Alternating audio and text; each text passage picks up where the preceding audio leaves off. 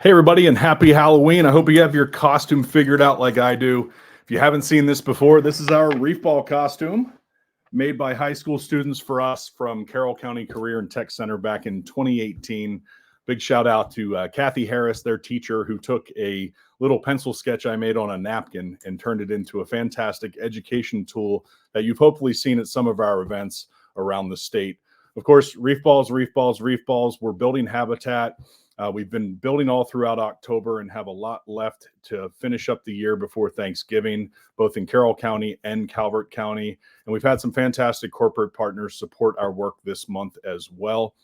AstraZeneca in Gaithersburg built some reef balls 2 weeks ago, and our friends at Constellation Energy hosted a reef ball build at Union Craft Brewing in my town of Baltimore this week. And so we continue to work with people across the state. And even better news is some reef balls have just hit the water in the last week, actually the last 2 weeks. So 200 plus Calvert County made reef balls are now in the water at the Chesapeake Beach Reef site. And that's thanks to our great friends at the Chesapeake Bay Foundation making a deployment for us at a Maury Reef site, the Maryland Artificial Reef Initiative. This is the second time this site has received material since 2021. And speaking of a site receiving material twice, the Gwynns Island Reef site down in Virginia, which we help coordinate through CCA Maryland and Virginia, has now also received over 200 reef pyramids for the second time now in the calendar year. And so if you're reading this and viewing this through our newsletter, scroll down and you can find out more information about that. If you don't get our newsletter, make sure you sign up for our link tree. You'll find a link in the comments, and you can find links to our newsletters and information there as well. So October has been full of great activities, anglers nights, chapters coming together. And I want to highlight two great events that have continued to happen and support CCA's programs. First is the Annapolis Chapter Banquet, which happened on October 10th. Kudos to the Annapolis chapter, our biggest and probably most active chapter in the state, for setting a record with their fundraising event with over 150 people attending at the Chesapeake Bay Foundation. This is the first year under the leadership of chapter president Michael Dardick, who's had a great team of volunteers support the growth of this chapter and taking it to the next chapter. And of course, Jesse Howe and the team at CCA Maryland has been leading the charge on our local chapter work. And so thank you to Jesse for his hard work and everyone that came together, again, to make that a record-setting event. We also had our oyster stroll in Westminster, and they continue to roll out the red carpet to support the Living Reef Action Campaign and our local oyster farmers. And if you could get out there, you would have seen that it was an amazing and bigger than ever oyster stroll. So thank you to the folks that organized that within the town and our great partners across Carroll County and our Central Region chapter. If you haven't made it to Oyster Stroll before, mark your calendar for the second Tuesday in October for next year, and we'll see you out there. And if you're viewing this right now on Halloween or tomorrow, Friday, November 1st, speaking of oyster festivals, don't miss OyFest at Union Craft Brewing. That'll be on Saturday, November 2nd from 12 to 5, and you can go out there and enjoy their great beer they brew there and meet lots of different oyster farmers from around the Bay region so you can taste the differences of all the different oysters. They will have other food as well, so if you're not an oyster lover, get out there, and I know you'll find a beverage for you and some other food that they have there at the brewery. And so again, October's been a busy month, and midway in October, we got some more disappointing news about the striped bass resource and its lack of success in spawning here in the Chesapeake Bay. That makes the 6th year in a row of poor spawning for striped bass, and that's a problem. It's as simple as thinking about your checking account and the amount of money you may have. Think about this as being laid off. There's no money coming into the system, or a lot less than what you were used to when you were fully employed. And that's unfortunately what's happened recently with striped bass. Starting in about 2014, CCA has lobbied and asked for cuts to be made in our fishing mortality to try and maintain a higher abundance of fish in our waterways, with a concern that recruitment issues back then were happening. And now for 6 straight years, we've seen it happening in Maryland.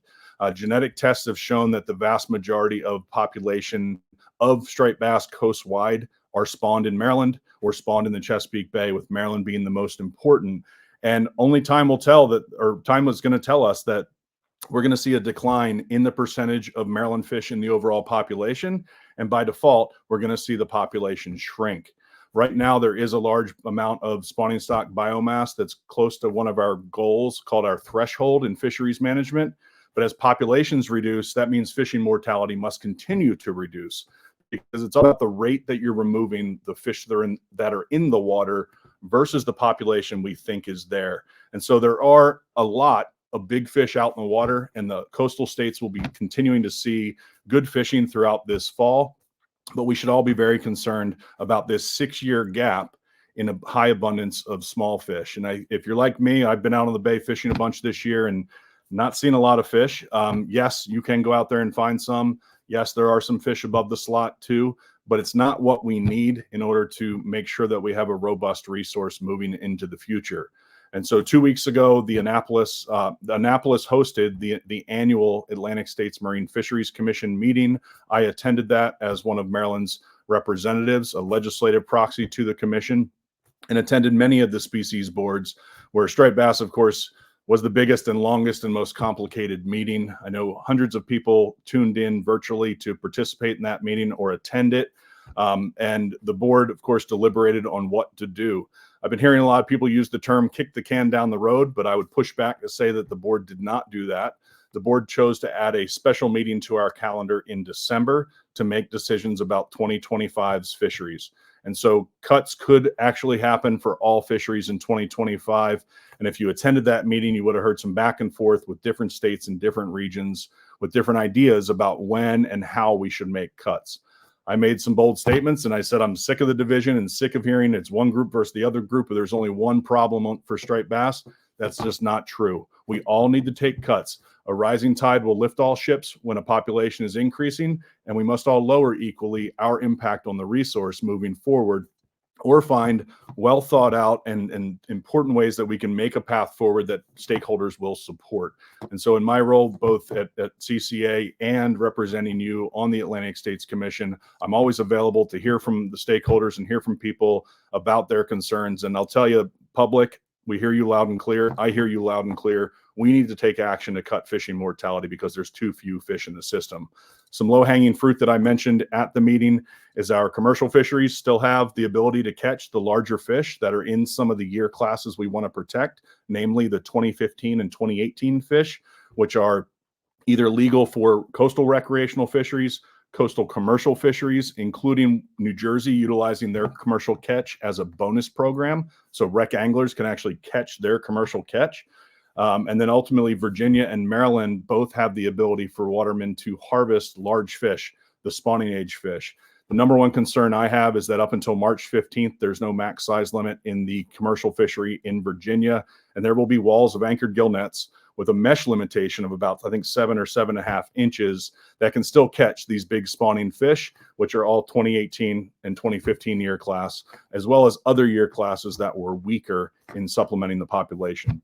So that's lots of fisheries talk, but it's the important work we do. Striped bass are on our radar every single day, but other fisheries are as well. As we see the striped bass resource decline in the bay, we know lots of people have turned their attention to cobia and red drum.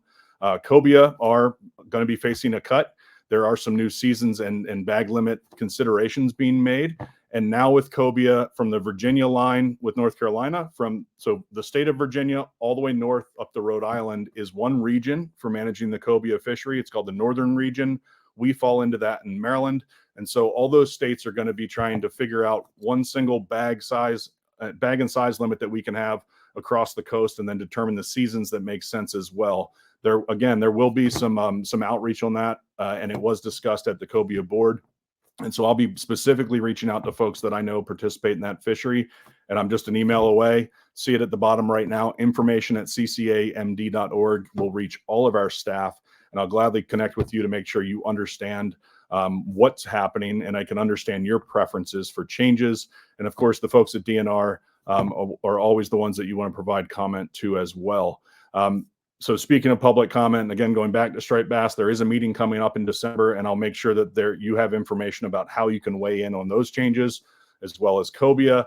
And we are seeing some looming challenges with red drum as well. Not so much in the northern reaches. I know we've seen red drum throughout the Chesapeake Bay, all summer long in a couple different sizes, so a couple different year classes. And we all enjoy, or I hope you can get out there and enjoy those great big fish that are out there, because they are just completely connected to the core of CCA and our conservation success story, which started in 1977, specifically to protect those fish as game fish. So the large fish are still protected coastwide, but we're seeing some habitat challenges and some recruitment challenges with red drums, specifically in the southern portion. And there may be some tightening of the belt there that happens in the next few years. There's no pending action right this moment, but you can count on finding out more from us at CCA about what's happening with those fish, because of course they're so important to so many anglers and so many communities up and down our coast. So of course we're building habitat here in the Chesapeake Bay to support healthier fisheries into the future, and you can get involved in that, as I already mentioned. And if you want to just get out there and go fishing and support CCA, we've got a couple great things happening. So I'm going to share my screen and show you what you can find on our website. There it was, the Pickerel Championship that just clicked away is open, and also the Great Chesapeake Invasives Count. As you should know, the Invasives Count is year-round now, and we continue to draw prizes every single month on the first Thursday of the month on Live with Lenny from Fish Talk magazine.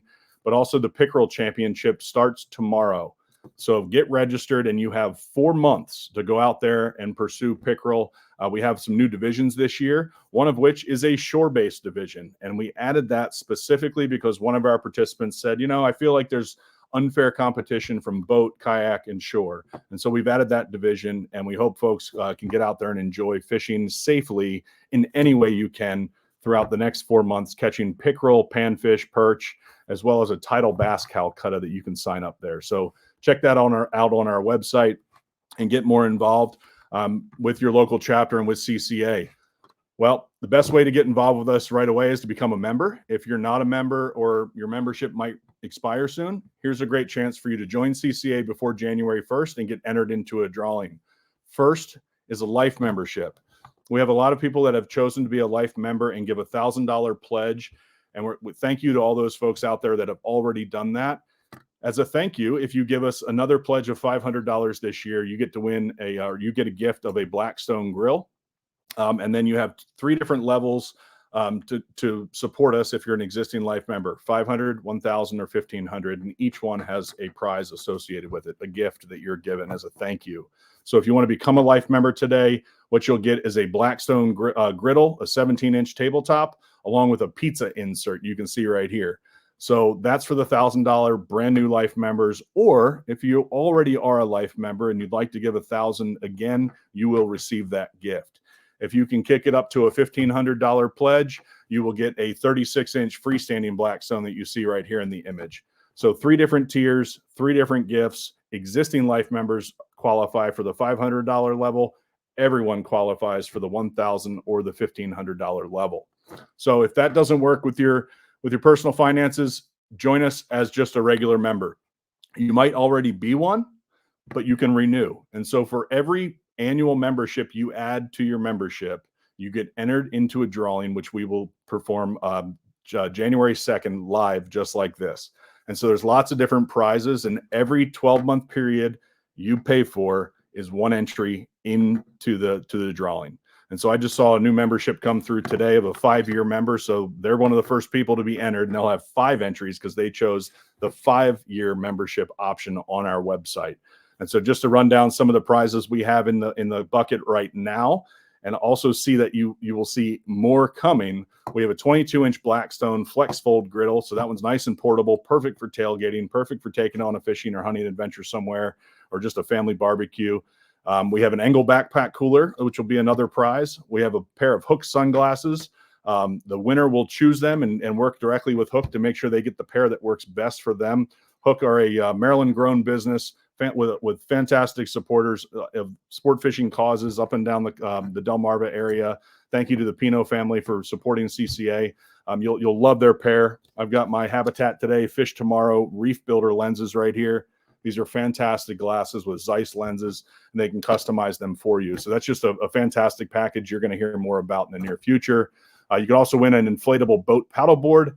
And as I said, more is coming. So jump into that. share that. It's a great gift to give for family and friends. If you're willing to give a life membership gift to a young person in your life, you get a great gift for that. And if not, you have a chance to win here. We also have a couple other cool sportsman raffles and raffles coming up relatively soon, so stand by to see that. And again, if you're not involved with CCA yet, please get involved on the local chapter level. Reach out to us anytime. Follow us on social. Check out the links in the comments here. And if you're viewing this through the newsletter, just scroll on down and see all the great stuff we have happening because of our hardworking staff and our dedicated volunteers. So I hope to see you soon, and happy Halloween to everyone.